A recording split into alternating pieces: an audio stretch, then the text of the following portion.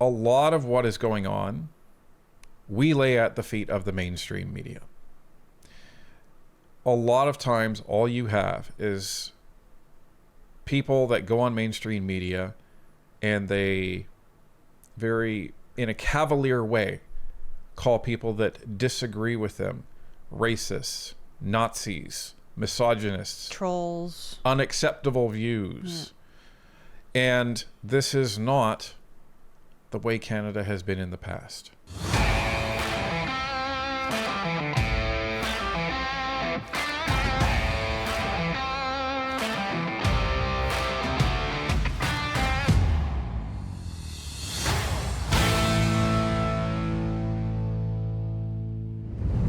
A restaurant in Maple Ridge, BC is learning the hard way what tolerance looks like in modern Canadian politics.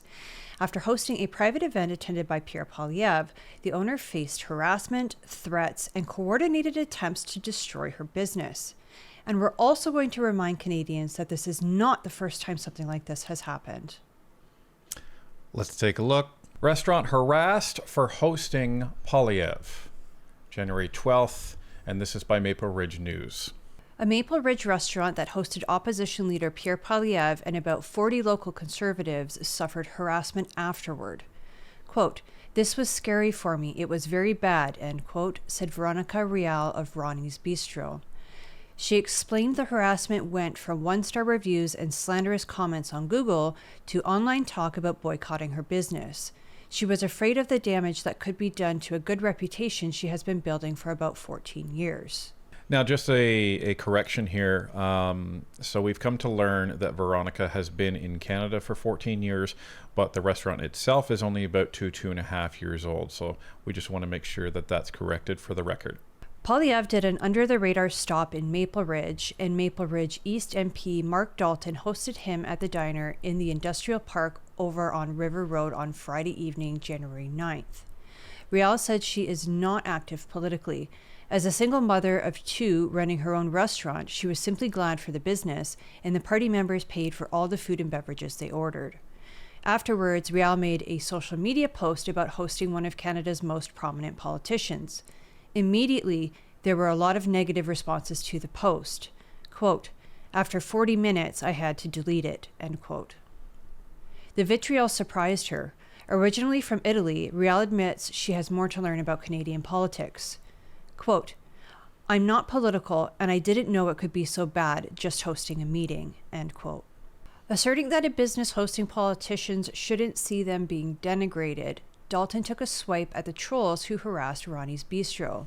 Quote, "Cancel culture has real and devastating impacts. When businesses are harassed or threatened over political disagreement, livelihoods are put at risk and communities are harmed," end quote, Dalton said.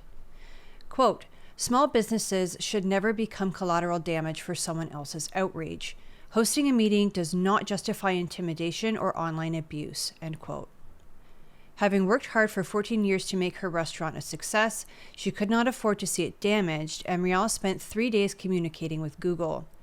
The bistro's reviews and rating are back to where they were before the sabotage, at 4.6 out of 5, and the reviews say things like, quote, "true hidden gem," end quote, and, quote, "a charming spot with a friendly atmosphere," end quote. So this is a post that Ronnie's Bistro put up after all the backlash came at the restaurant.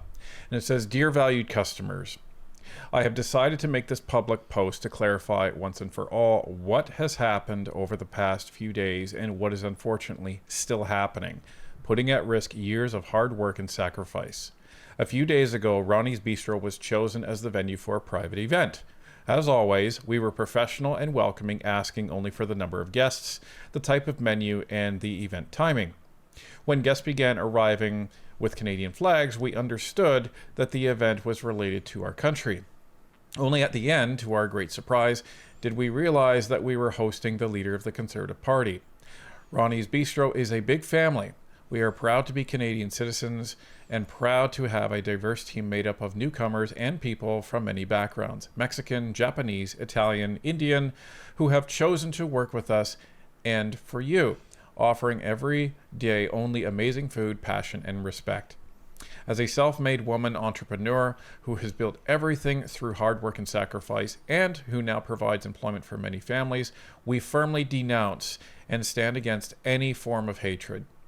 Ronnie's Bistro may have made an innocent mistake by sharing photos with the leader of this party simply because, without knowing in advance, we were chosen as a location by a figure who is undeniably prominent in our country.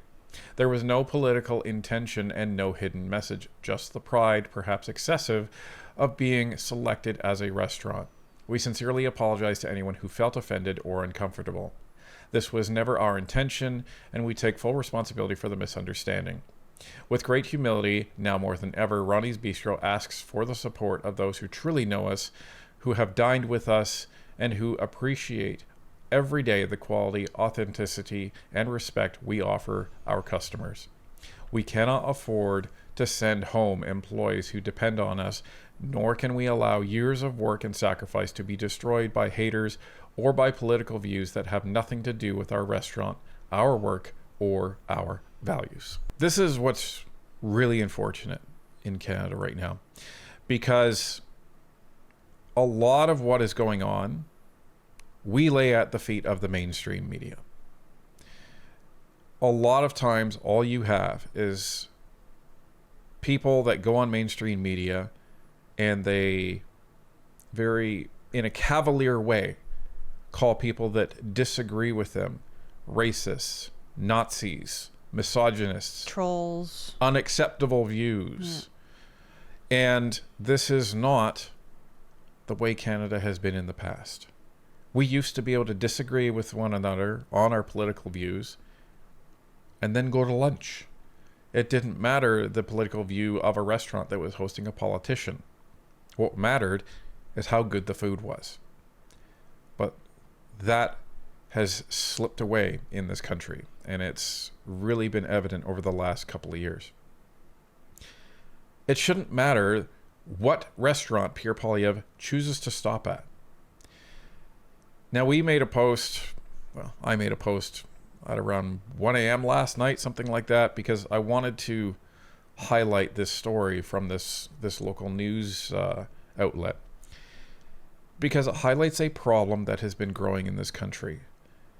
And as we maintain and will continue to maintain on Northern Perspective, people should not be demonized by how they voted in the last election or how they choose to vote in the upcoming election. Exactly. You can say, I don't agree with that, or I don't understand why you're choosing to vote that way because of X, Y, and Z.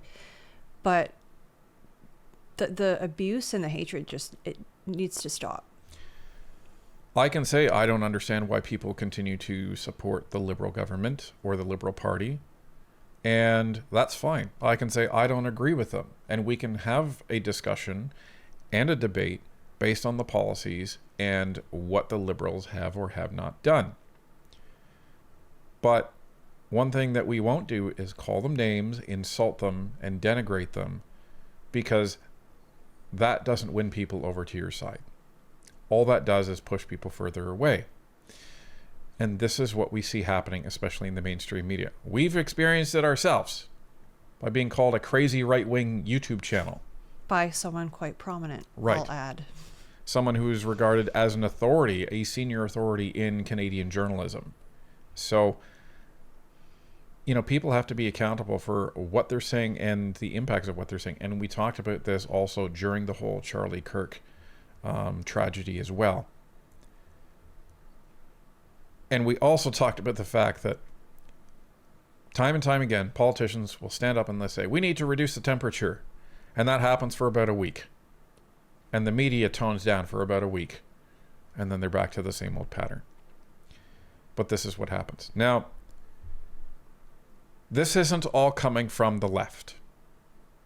If we're going to be honest and truthful, then we have to be honest and truthful. Here's a couple of emails that we've been able to obtain, and it shows that this isn't all on the left. So this is an email, presumably to Ronnie's Bistro, saying every quote-unquote diverse person that you employ is a hungry and homeless Canadian parent or one of their children who might never afford a home or be able to raise a family. You apologize to a mob that hates Canadians and wants to see us all dead and replaced. You deserve to fail. Here's another one. Being quote-unquote proud to have a quote-unquote diverse staff is the same as being a traitor as far as I'm concerned.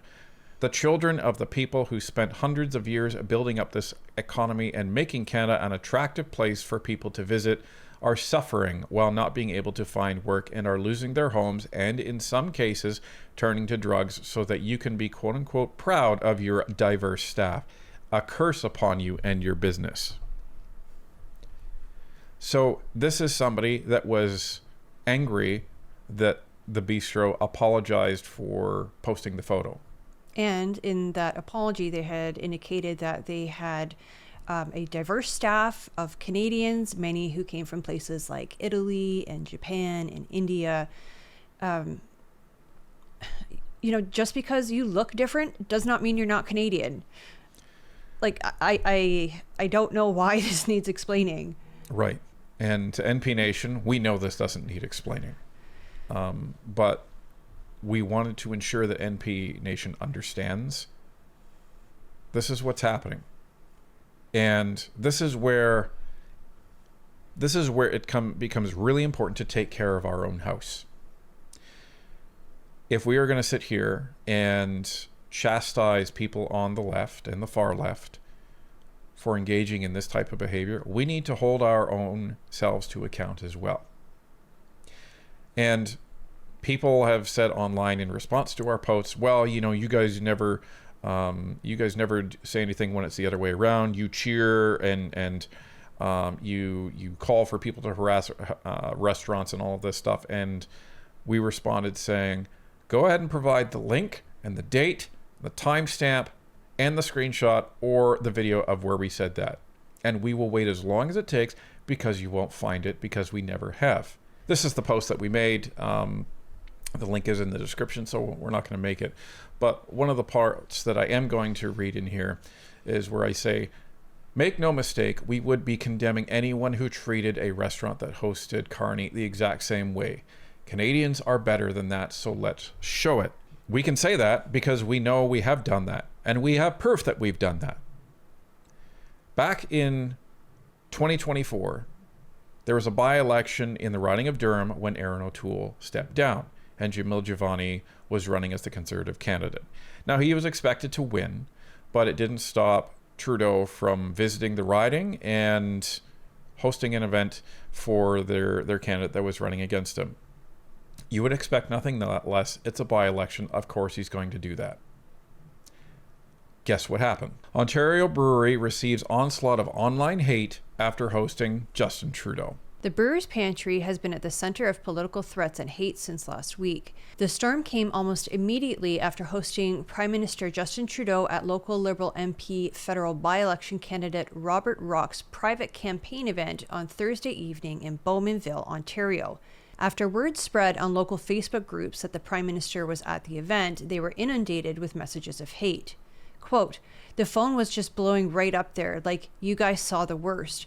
You're going to go bankrupt. We can't wait for you to go out of business. We're never going to step a foot in your place. We're telling all your friends, you're canceled, you're horrible. I wish somebody had burned down your building, end quote, said owner Chris O'Coin. Quote, I was not ready for that. I'm not a hateful man. I love everyone that comes in here. I consider them friends. I was not ready for this, end quote, he told Global News in an interview. And we covered this. We covered this back when it happened. It was before we stopped being an anonymous channel. And here's some of the commentary during that video. This business owner, this business does not deserve all these negative reviews just because he hosted Justin Trudeau. However, it was a poor business decision to do so. I think this gentleman was probably only looking at the positive things that it could bring to his business by hosting this event and perhaps didn't consider all the negative aspects. Yeah. So, is it right that everyone ran to his business and wrote a bad review?